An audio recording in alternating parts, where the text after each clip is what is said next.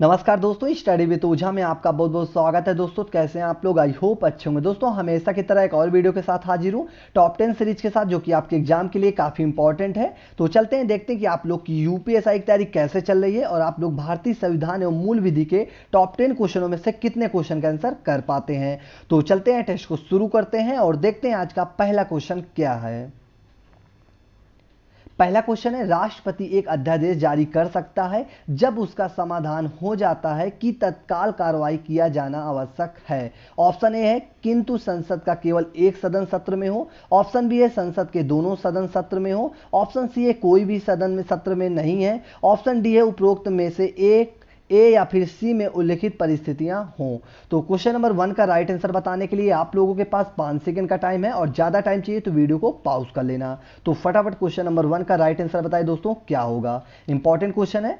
तो दोस्तों इस क्वेश्चन का राइट आंसर जानने से पहले आप लोगों को पता होना चाहिए कि जो राष्ट्रपति अध्यादेश जारी कर सकता है वो किस आर्टिकल के तहत है। तो आर्टिकल 123 के तहत राष्ट्रपति जो कि अध्यादेश जारी कर सकता है और इसका प्रभाव जो रहता है दोस्तों संसद के अधिनियम के समान होता है और इस अध्यादेश का प्रभाव संसद सत्र के शुरू होने के 6 सप्ताह तक रहता है। दोस्तों याद रखना कितने सप्ताह तक रहता है, तो 6 सप्ताह तक रहता है। तो चलते हैं अब इस क्वेश्चन का राइट आंसर भी जानते हैं और इसका राइट आंसर जाता है ऑप्शन नंबर सी, जो कि बिल्कुल करेक्ट है, यानी कि कोई भी सदन सत्र में नहीं है। यानी कि राष्ट्रपति जब अध्यादेश जारी करता है तो उस समय कोई भी सदन सत्र में नहीं होता है, क्योंकि अगर सदन में सत्र अगर दोनों मान लो बाई चांस संसद में दोनों सदन सत्र में हो तो उस समय राष्ट्रपति को यह अधिकार नहीं होता है कि अध्यादेश जारी कर सके। ठीक है, याद रखना इंपॉर्टेंट क्वेश्चन है। चलते हैं क्वेश्चन नंबर 2 की ओर।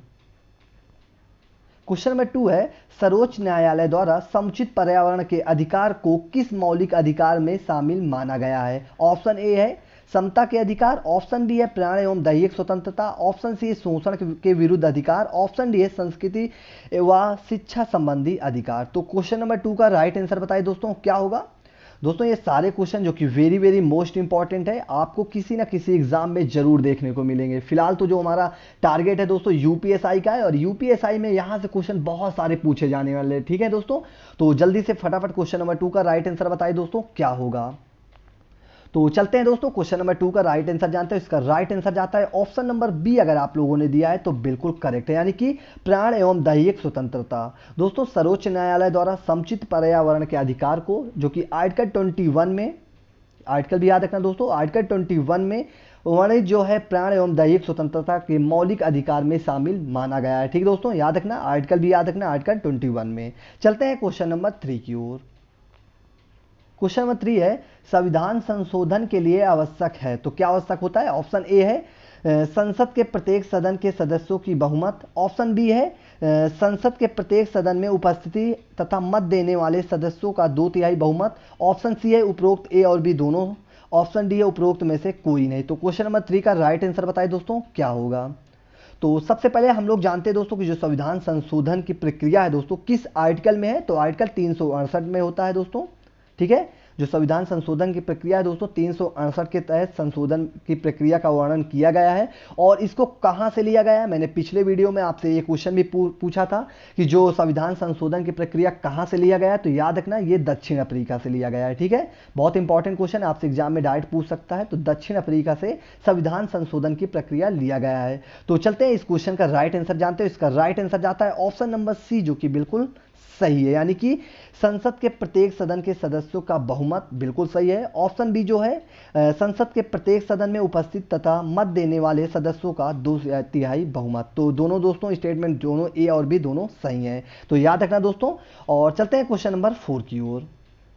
क्वेश्चन नंबर 4 है, भारत की नागरिकता निम्नलिखित में से किसके द्वारा प्राप्त की जा सकती है। तो किसके द्वारा की जा सकती है। ऑप्शन ए है जन्म से। ऑप्शन बी है वंशानुक्रम से। ऑप्शन सी है देशीकरण से। ऑप्शन डी है इन सभी से। तो क्वेश्चन नंबर 4 का राइट आंसर बताइए दोस्तों, क्या होगा। दोस्तों आपको मैं बता दूं कि जो मैं एक्स्ट्रा पॉइंट आप लोगों को बता देता हूं तो आप लोग उन एक्स्ट्रा पॉइंट पे भी बहुत फोकस करिएगा, क्योंकि वो भी जो इंपॉर्टेंट पॉइंट रहता है मैं आपको बता देता हूं।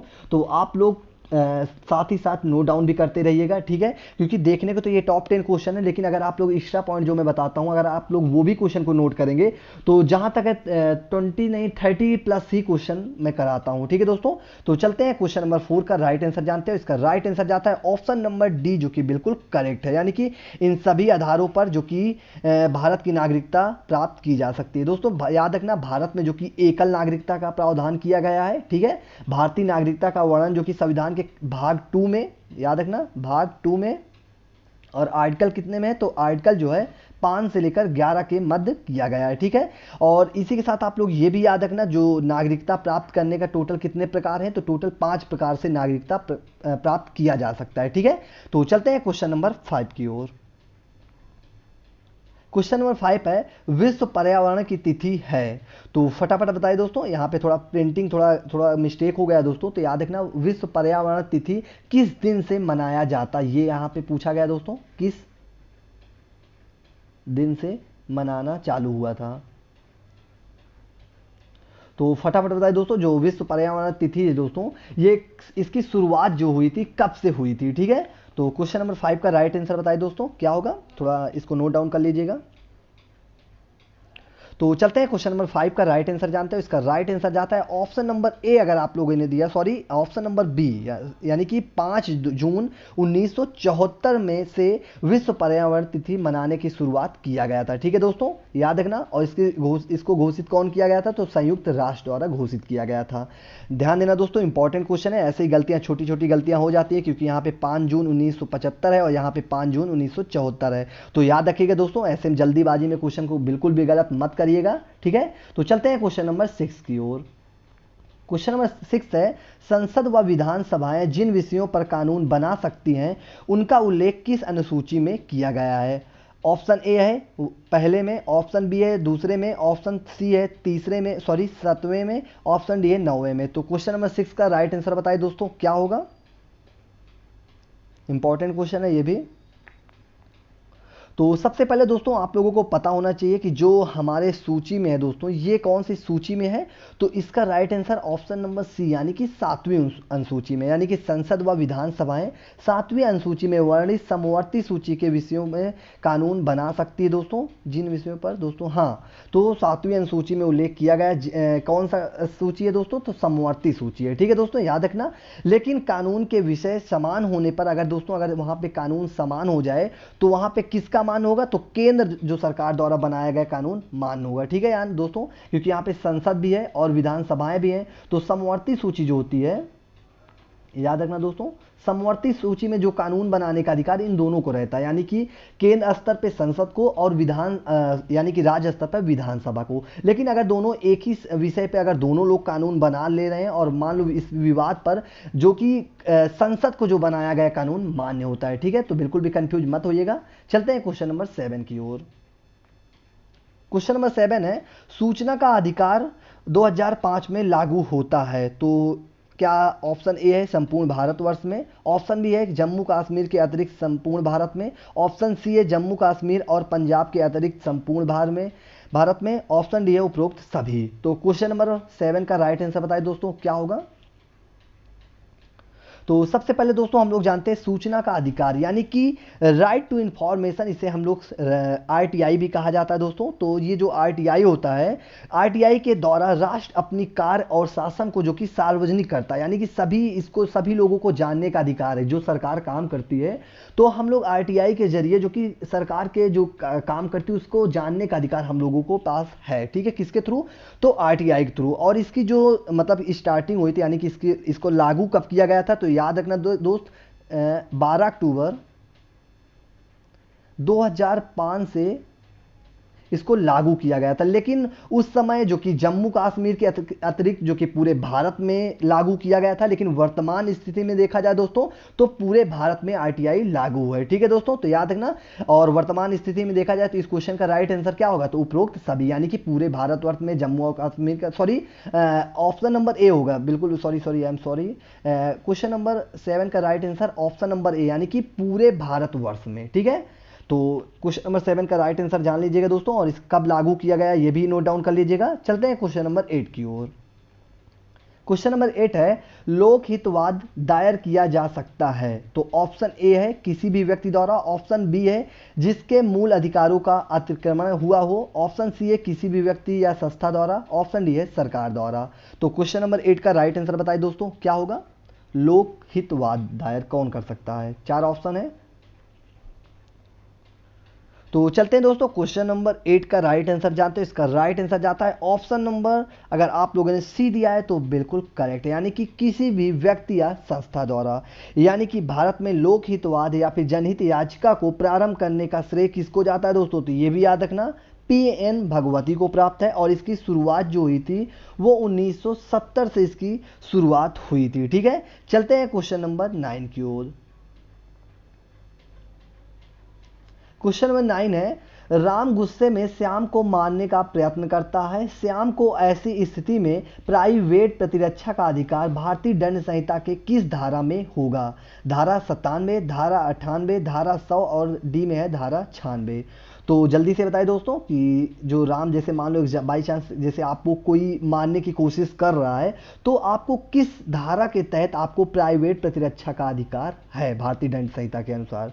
तो क्वेश्चन नंबर 9 जो कि बहुत इंपॉर्टेंट है देखा जाए तो, क्योंकि आपके यूपीएसआई में क्वेश्चन ऐसे ही क्वेश्चन ज़्यादातर पूछे जाते हैं। तो चलते हैं क्वेश्चन नंबर 9 का राइट आंसर जानते हैं। इसका राइट आंसर जाता है दोस्तों ऑप्शन नंबर ए जो कि बिल्कुल करेक्ट है, यानी कि धारा 97। दोस्तों धारा 97 में क्या हुआ कि शरीर तथा संपत्ति की प्राइवेट प्रतिरक्षा का अधिकार देता है। ठीक है, चलते हैं क्वेश्चन नंबर 10 जो कि आज का हमारा लास्ट क्वेश्चन होगा, जानते हैं क्या है। क्वेश्चन नंबर 10 है भारत का महान्यायवादी कब तक पद धारण करता है? तो ऑप्शन ए है 2 वर्षों तक या फिर 5 वर्षों तक या फिर राष्ट्रपति के प्रसाद पर्यंत या फिर प्रधानमंत्री के प्रसाद पर्यंत। तो क्वेश्चन नंबर 10 का राइट आंसर बताइए दोस्तों क्या होगा, और इसी के बाद आप अपना स्कोर भी बताइएगा कि आप लोग टॉप 10 क्वेश्चनों में से कितने क्वेश्चन का आंसर कर पाए। ठीक है, तो चलते हैं क्वेश्चन नंबर 10 का सबसे पहले राइट आंसर जानते हैं कि क्या होगा। इसका राइट आंसर जाता है दोस्तों ऑप्शन नंबर सी जो कि बिल्कुल करेक्ट है, यानी कि राष्ट्रपति के प्रसाद पर्यंत भारत का महान्यायवादी पद धारण कर सकता है। और साथ ही साथ आप ये भी याद रखना दोस्तों कि जो इनकी नियुक्ति कौन करता है, तो आर्टिकल 76 के तहत भारत सरकार को कानूनी परामर्श देने के लिए राष्ट्रपति जो कि महान्यायवादी की नियुक्ति करता है। ठीक है दोस्तों, और साथ ही साथ आप महान्यायवादी को किस नाम से जाना जाता है दोस्तों? तो याद रखना यह भारत का प्रथम विधि अधिकारी होता है। याद रखना आपसे एग्जाम में पूछ सकते हैं कि भारत का प्रथम विधि अधिकारी कौन होता है, तो महान्यायवादी होता है। ठीक है, तो दोस्तों इसी के साथ हमारा वीडियो समाप्त हुआ। अगर आप लोगों को वीडियो अच्छा लगा हो तो लाइक और शेयर कमेंट करना ना भूलें। चैनल में नए हैं तो चैनल को प्लीज़ सब्सक्राइब कर लें। साथ ही साथ अगर आप लोगों को वीडियो में कोई भी प्रकार का अगर चेंजेस चाहिए या फिर अपना सुझाव देना चाहते हैं तो आप हमें कमेंट बॉक्स के माध्यम से सुझाव दे सकते हैं। वीडियो देखने के लिए थैंक्स फॉर वॉचिंग। जय हिंद।